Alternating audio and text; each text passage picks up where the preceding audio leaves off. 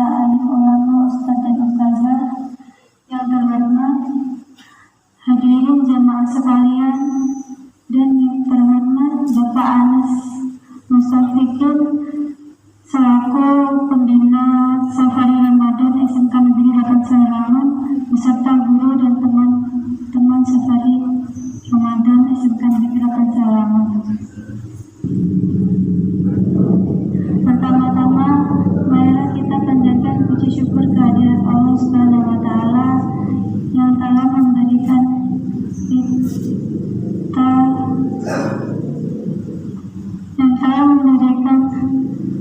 kelimpahan kepada kita semua. Salawat serta salam semoga tetap tercurahkan kepada Nabi besar Muhammad SAW yang selalu kita harapkan syafaatnya. Di sini saya akan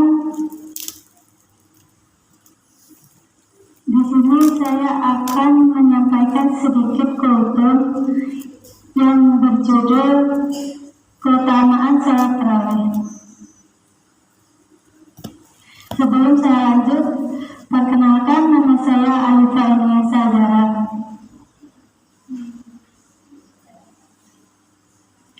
Pada kesempatan kali ini, saya akan memberikan sedikit ilmu mengenai keutamaan salat tarawih yang hanya setahun sekali di sepanjang bulan Ramadan sebulan penuh. Salat tarawih ialah salat malam yang dikerjakan pada malam hari pada saat bulan Ramadan.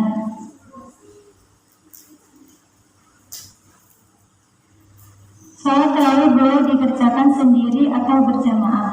Waktunya sesudah salat Isya sampai waktu fajar. Jumlah rakaatnya boleh 8 atau 20 rakaat. Pada masa Rasulullah SAW, salat tarawih dikerjakan seperti salat sunnah biasa, yang membedakan hanya niatnya. Rasulullah mengerjakan sebanyak 8 rakaat dengan 2 rakaat satu malam, dan dilanjutkan dengan salat witir 3 rakaat.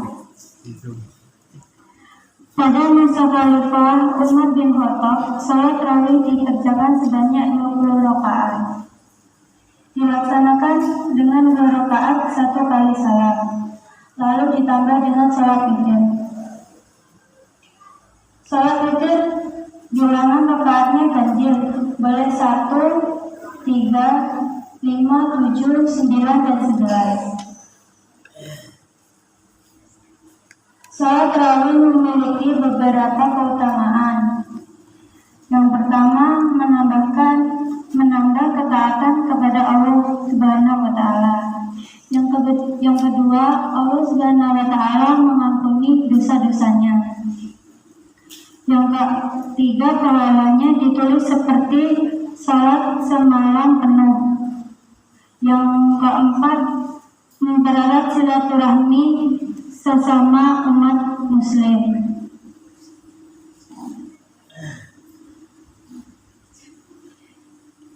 Demikian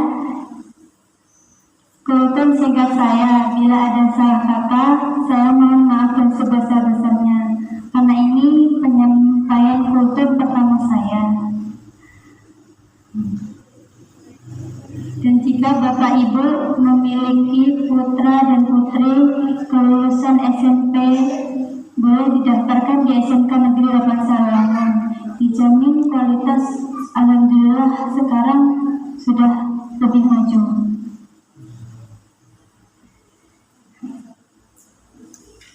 Saya akhiri, wassalamualaikum warahmatullahi wabarakatuh.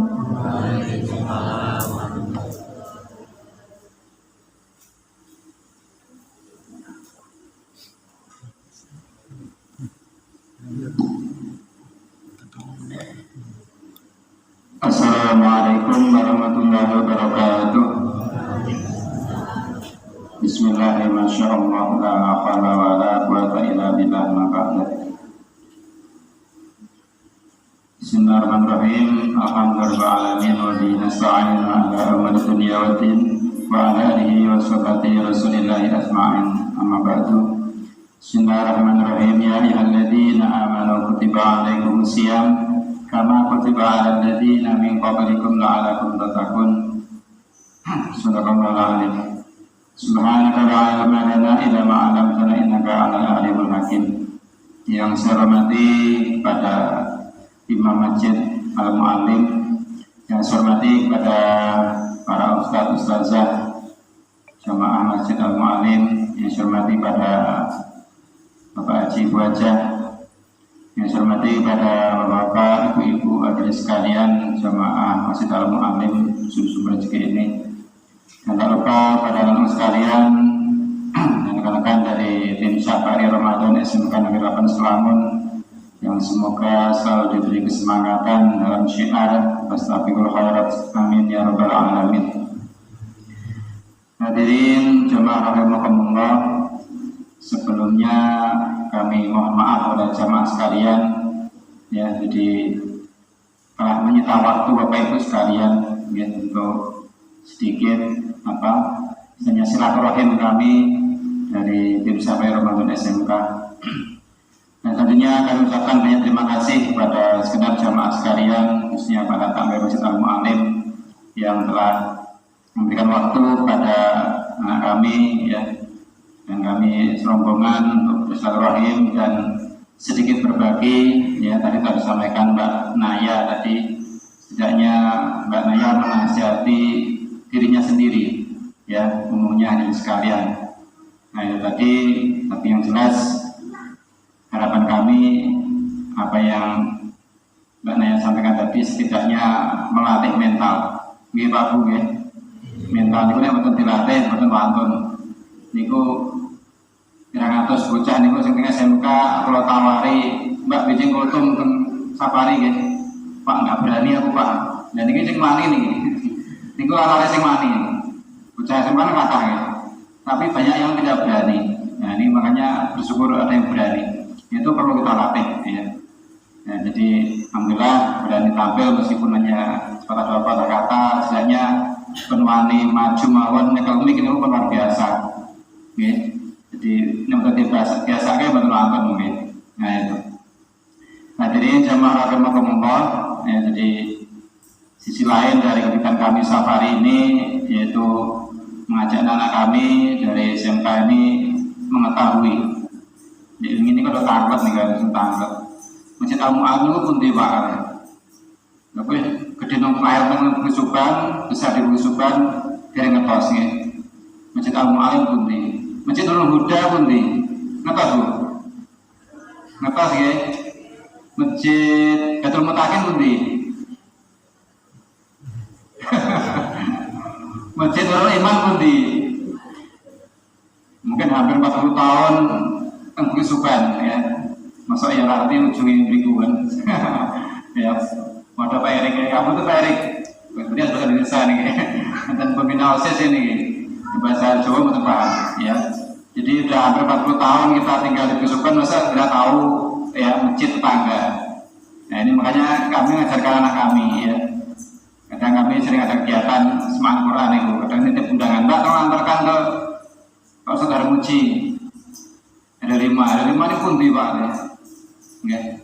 Ada yang 5 tapi nggak tahu sumber rezeki. Sumber rezeki ini pun di mana sumber rezeki ya. Nah itu. Jadi dengan safari seperti ini kami ya berharap anak-anak itu paham ya, mempelajari kondisi masyarakat Belusukan seperti apa, kemajuan masyarakat Belusukan seperti apa ya. Termasuk dari masjid ini kan dengan berbagai tradisi dan cara-cara yang berbeda-beda. Ini menjadi referensi bagi anak kami. Oh ternyata seperti ini di masjid ini, ketajamannya seperti ini, di masjid ini seperti ini. Dan itu ya semua baik semua, ya semua baik semua. Dan maka dari itu ya kita harus saling hormat menghormati. Ya, itu yang kami harapkan dari kegiatan Safari ini ya. Kemudian lagi tadi disampaikan itu sekaligus promosi teman-teman ya. Jadi untuk SMK Negeri 8 Selamun yang sudah berjalan kurang lebih hampir 14 tahun ya. Ini telah banyak mengeluarkan istilahnya menghasilkan alumni-alumni yang hanya berkembang di luar sana. Ya, yang jelas dari pihak sekolah sudah membekali keilmuan yang cukup dan nasihat yang cukup, tidak ada bosan-bosannya. Ya, makanya di sini kami Bapak Ibu sekalian itu mohon kerjasamanya dengan masyarakat, ya, wali murid yang barangkali ada tahunya di SMK, karena tidak akan sukses ya seorang siswa atau pembelajaran ketika tidak ada komunikasi antara pihak sekolah dengan orang tua. Nah ini, makanya di sini kami berharap ya adanya sinergi, ya, hubungan yang baik, silaturahmi yang baik antara masyarakat dengan pihak sekolah. Nah, jadi sekalian saya hormati, jadi terkait dengan sahabat SMK tadi, Bapak Ibu sekalian, yang mana mengenalkan tadi, ya, barangkali kita semua juga banyak yang belum paham, ya. Terus kemarin Kisukan nambah lagi, ada musola baru lagi, ya, kurang lebih sekarang masjid musola itu hampir 26 saat Kisukan, rekor nih, ya. Kemarin terakhir musola terbaru Miftahul Jannah RW 3 ujung arah Kunti 1 Aradam, di Aradam ini tadi musolanya nih, nah ini masuk SPR lebih, ya. Mengtar besok, ya, hari mulanya, ya. Nah ini Bapak Ibu sekalian hormati, jadi ini kolaborasi, ya, kolaborasi sekaligus, ya, ini tugas saya pribadi, ya, tadi terkait dengan SMK, ini sekarang juga ada terkait dengan tugas saya pribadi di Eritam, yaitu sebagai penyuluh agama Islam. Nah, ini makanya tadi saya sampaikan berkolaborasi. Jadi gabung-gabung sekalian, kalau ini bimbing lalare sekaligus gabung tugas saya sebagai penyuluh agama untuk Eritam. Jadi di Eritam ada 8 penyuluh agama, ya, salah satunya saya, ya, yang mendapatkan SK dari Kementerian Agama. Alhamdulillah dari 2011 sampai sekarang masih berkelanjutan. Nah ini, jadi Bapak Ibu sekalian yang akan saya sampaikan terkait dengan program pemerintah, ya, program pemerintah terkait dengan penyuluhan. Nah, jadi yang saya hormati, ya, alhamdulillah pada malam hari ini kita masuki malam kepinten, Bu. Pinten, Pak? Malam 12. Ya, malam 12. Ya, alhamdulillah tadi terlewati 10 hari pertama. Nah, jadi jemaah rahimakumullah. Jadi yang terkisah, ya, yang terkisah, ya, ada kisah dari Nabi Musa. Jadi suatu ketika Nabi Musa itu berjalan-jalan di tengah masyarakat, didampingi oleh sahabatnya Yusha bin Nun, ya. Nabi Musa itu didampingi salah satu sahabatnya Yusha bin Nun. Ada salah satu sahabatnya yang juga Nabi, sinten namine? Bapak Ibu sekalian, rekan atau sahabat Nabi Musa yang selalu mendampingi beliau, yang juga seorang Nabi, sinten namine? Nabi Harun, ya, Nabi Harun. Nabi Harun itu yang diutus oleh Allah, seorang nabi, jadi seorang nabi dan juga menjadi jubir dari Nabi Musa. Nabi Musa itu neng ketika betul jelas, ya, neng ketika berbicara tidak jelas. Kenapa? Karena ketika waktu kecil, ya, diasuh oleh keluarga Fir'aun dan diuji, ya.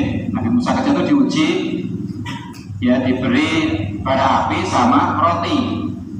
Ya, namanya anak kecil kan lihat yang menarik apinya merah-merah, sehingga dimakanlah bara api. Ngomong itu didahar kali Nabi Musa kecil saat itu, makanya ilatnya cedera. Ya, makanya sampai besar Nabi Musa tidak jelas ketika berbicara, sehingga Allah mengutus sahabat yang lain mendampingi, yaitu namanya Nabi Harun. Jadi dalam berdakwah itu Nabi Harun yang menyampaikan kepada masyarakat. Nah, Nabi Musa ketika berjalan-jalan dengan sahabat tadi Yusha bin Nun, itu tiba-tiba ada burung kecil putih mulus, ya, itu mencolokkan pundaknya hingga di pundak Nabi Musa.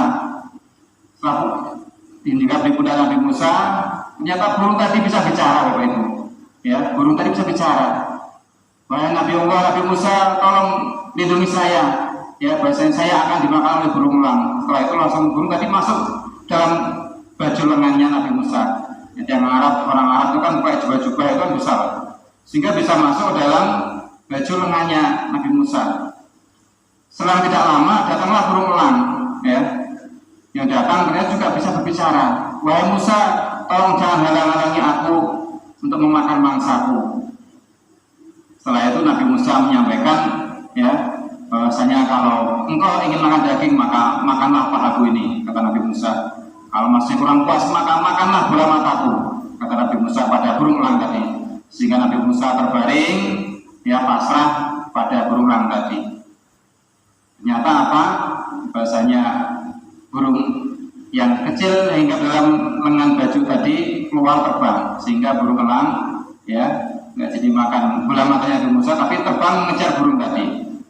Setelah itu Bapak Ibu sekalian, nggak lama balik lagi burung tadi, ya, burung lagi kembali. Ternyata bahasanya dua ekor burung tadi adalah jelmaan malaikat Jibril dan malaikat Mikail.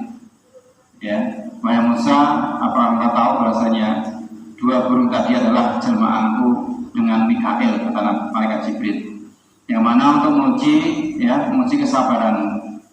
Nah, itulah Nabi Musa, ya, yang mana Allah menguji Nabi Musa. Jadi selain Nabi Sulaiman, Nabi Musa juga dapat bicara dengan binatang. Nah, terkait dengan kesabaran Bapak Ibu sekalian, ya, jadi bahasanya sabar kalimat yang mudah diucapkan tetapi sulit diamalkan. Ya betul Bu. Sabar itu diucapkan gampang, ya. Melakukan ini akhwat, okay. Nah, dalam syariat Islam, ya, dalam kitab Bulughul Maram disebutkan bahasanya sabar dibagi menjadi 3, Bapak Ibu. Yang pertama, kita harus sabar terhadap musibah, okay. Kita harus sabar terhadap musibah. Dalam kitab disebutkan barang siapa yang sabar ketika menerima musibah maka dia akan mendapatkan pahala, ya, yang seluas yaitu ujung bumi dan ujung langit derajatnya. Nah itu. Kemudian, nah ini, ya, jadi bahasanya kita harus bersabar ketika mendapatkan musibah, ya, ketika kesedihan, ya, maka kita harus bersabar. Nah ini.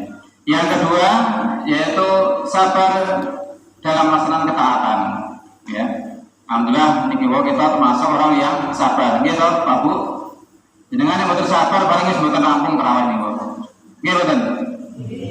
Wis kalingan cendole ten griya mau apa semur jenggole dari tidakar. Nggih. Dereng pindho Bu. Bapak nanya terus dereng buka, nggih Bu. Enten dereng buka kan? Nah, soalnya kok mangan gorengan sampai 10 ya warak ya, gorengan 10 ya. Nah ini kok es Jawa terus belas ya selarak gitu. Nanti dereng makan nasi. Kulo yang nonton wae. Memang gorengan itu umumnya selarak. Jadi ya ini kok, ya. Alhamdulillah kita sabar dalam ketaatan sehingga selesai melaksanakan sholat tarawih, sholat witir dan berpuasa.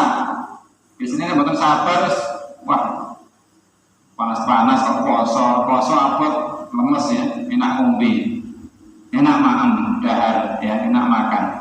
Itu bagi orang yang tidak sabar. Alhamdulillah kita bisa sabar dalam ketaatan, mentaati perintahnya Allah sehingga selesai puasa hari ini. Dan selesai tadi sholat isya, ya, tarawih dan juga witir. Nah ini juga perlu kita tingkatkan Bapak Ibu sekalian. Jadi harapannya untuk sholat rawatib, sunnah rawatib, ya, ini sakit dilampaui, ya. Jadi kata beliau Buya Yahya, sholat rawatib niku pahalanya di atas sholat sunnah tarawih. Jadi ada jadi kuali. Nek qobliyah ba'diyah mboten nglampahi kok malah tarawih niku bahasane ngeten, cara pahalanya gede rawatib. Nggih, sholat sunnah rawatib itu lebih besar pahalanya dibanding sholat sunnah tarawih. Nah niku. Jadi ya paling boten apa ba'da isya sholat sunnah 2 rakaat, ya. Nah, karena pahalanya niku nek ditinggali gede pahalanya, besar pahala dari sholat rawatib. Nah, yang kedua tadi sabar dalam ketaatan. Nah ini, jadi kita harus sabar, ya, dalam melaksanakan perintah Allah, ya, Kemudian yang ketiga, sabar dalam kemaksiatan. Ya, sabar dalam kemaksiatan. Nah ini, jadi di sisi lain sabar dalam ketaatan, kita juga harus sabar dalam menjaga kemaksiatan.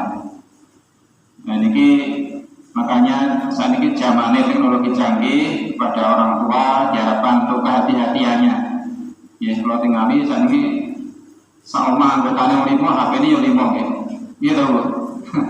Anak SMP, HP gambar SMP, HP gambar SD, HP gambar ini kok diri. Nah ini kok. Jadi perlu diperhatikan, ya, perlu diperhatikan. Ini masih rame-ramenya ya anak-anak yang nggak paham nih karena korban gadget atau korban teknologi.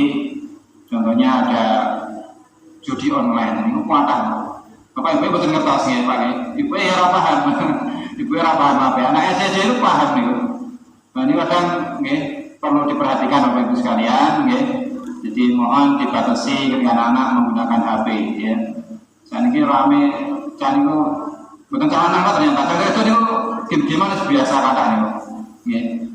Iya Pak. Ngakoni kita kasih pamon game Bapak ini punya HP, ini game sana ini. Ya. Selain game harus milih baju lah mungkin online itu. Nah itu saat ini ya itu pergeseran zaman. Nah jadi saya hormati ya. Jadi dengan kesabaran maka kita perlu merujuk kepada seorang Nabi Allah. Sinten Nabi sing paling sahabat. Nabi Ayub ya, Nabi Ayub itu Nabi sing paling sabar ya. Dikisahkan Nabi Ayub ya merupakan putra dari Nabi Ishak ya, dan juga istrinya, cucunya dari Nabi Lut. Jadi istri Nabi Ayub ya, Bu Siti Rahmah itu cucu dari Nabi Yusuf ya, Nabi Yusuf cucunya dari Nabi Yusuf. Nah, jadi bahwasanya Nabi Ayub diuji oleh Allah dengan sabar dengan berbagai cara. Jadi ayahanda dari Nabi Ayub ya, Nabi Ishak itu termasuk orang yang sangat kaya raya, konglomerat. Ternyata nanti kekayaannya saat itu di negeri Syam, negeri Syam. Saat ini di Palestina. Jadi saat itu di negeri Syam itu sampainya ketika ayahanda meninggal, semua kekayaan tadi diserahkan pihak wariskan kepada Nabi Ayub. Sehingga Nabi Ayub itu termasuk orang terkaya di negerinya saat itu.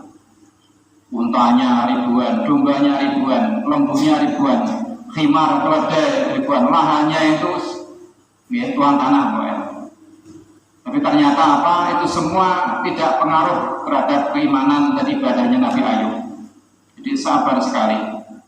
Bahwasanya dia sampaikan ya, semua kekayaan itu semua adalah ujian bagi manusia, bagi Allah. Sampai-sampai iblis iri Bapak Ibu sekalian, sehingga iblis lapor kepada Allah, ya Allah izinkan saya akan menguji hamba-Mu bernama Ayub. Ya, nah itu apa jawaban Allah? Silakan wahai iblis, tapi engkau sekalian tidak akan menggoyahkan sedikit keimanan Nabi Ayub.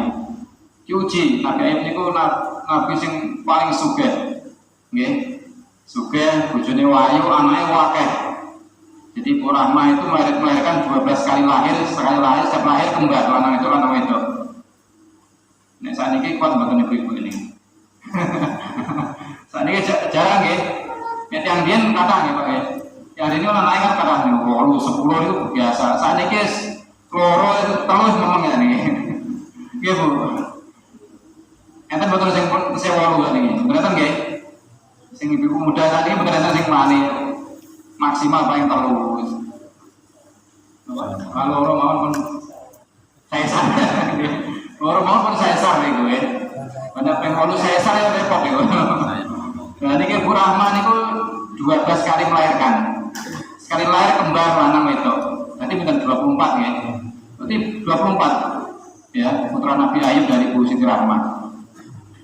Ya, kaya raya. Sampai-sampai karena kayaannya ya Nabi Ayub itu membuat berbagai puluhan meja makan didamel, dikasih makanan, siapapun yang mau makan silahkan ngambil. Silakan untuk fakir miskin, orang tua ya. orang telantar, orang musafir, silakan makan. Setiap hari itu, saking sugih Nabi Ayub, tiap dinten itu damel meja rahmalan telanjang, tiap hari disiapkan makanan minuman lengkap. Nggih, gratis niku. Sakniki enten mboten? Derengeten nggih? Derengeten. Tapi kalau nanti nemoni Bapak Ibu, pernah saya menemukan ya, tapi seorang kiai ya. Jadi waktu itu saya bersama kiai saya itu diajak ngaji ke daerah Colok Muria Kudus ya. Pas pulang mampir ke seorang kiai pesantren Al Muayyad. Kalau yang pernah ke Kudus ada depan Al Kudus ada Pondok Al Muayyad, Pondok Ta'afidz. Itu namanya Pak Yai Zainuri. Jadi Pak Yai Zainuri itu katanya punya kebiasaan di pintu masuk rumahnya disediakan meja panjang, ada majikom, lauk-lauk itu lengkap Bapak Ibu. Sampai Pak Yai Nikolai itu heran. Mbak Yai ini kan tiap dinten dengan nyiapin ngeten iki. Nggih. Apakah setiap hari engkau menyiapkan seperti ini dengan lauk-lauk minuman lengkap? Nggih Pak Yai, iya Pak Yai. Subhanallah ya. Sampai heran dia Nikolai itu heran niku. Jadi Pak Yai Zainuri niku setiap hari menyiapkan makanan lengkap setiap hari. Siapapun yang boleh makan ke sana. Entah orang lewat mau makan nggih monggo. Nggih. Nah niku. Nah pas saya mampir ke sowan ke dalam beliau juga sama. Setelah masuk duduk ternyata santrinya ribut nih santri ini bolak-balik. Kalau tak boleh hitung nih enggak, saya duduk saya lihat satu orang itu 7 minuman. Lagi biaya sekarang muncul ya. Mana mau minumnya?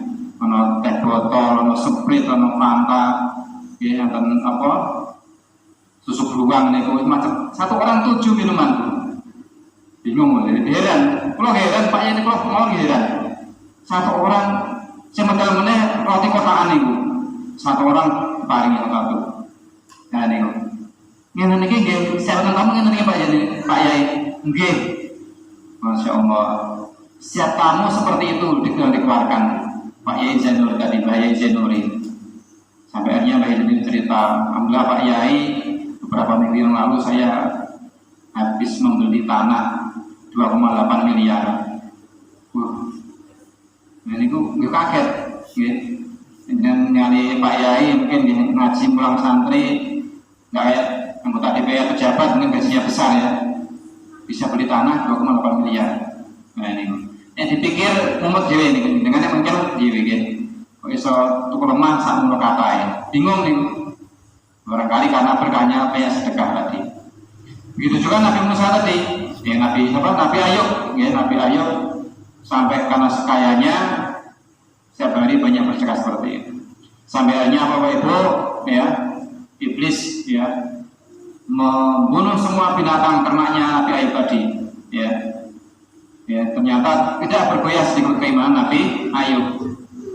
Hewan peliharanya mati semua, kebunnya terbakar semua, ya. Tadi kisah setelah iblis turun dari langit tadi menjerit, ya menjerit sampai pasukannya mendengar, wahai tuanku ada apa? Sekarang ada tugas baru, ya silakan ternaknya Nabi Ayub kamu bunuh semua, ladangnya Nabi Ayub kamu bakar semua, anak-anaknya silakan kamu racuni, ya semua ternaknya mati semua Pak Ibu, ya ladangnya terbakar semua, bahkan anaknya tadi 24 meninggal santan, ya 24 meninggal santan. Jadi ya sampai segitunya Allah menguji Nabi Ayub. Sampainya yang terakhir apa? Ketika habis sholat ternyata Nabi Ayub datang iblis tadi, dihembuslah lewat hidungnya dan mulutnya sehingga Nabi Ayub mengalami sakit cacar yang luar biasa.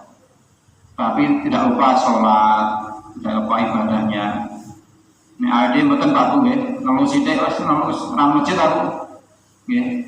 Padha jadi awalnya semalas nang masjid nggih. Jadi ya itu ya kesabaran Nabi Ayub luar biasa.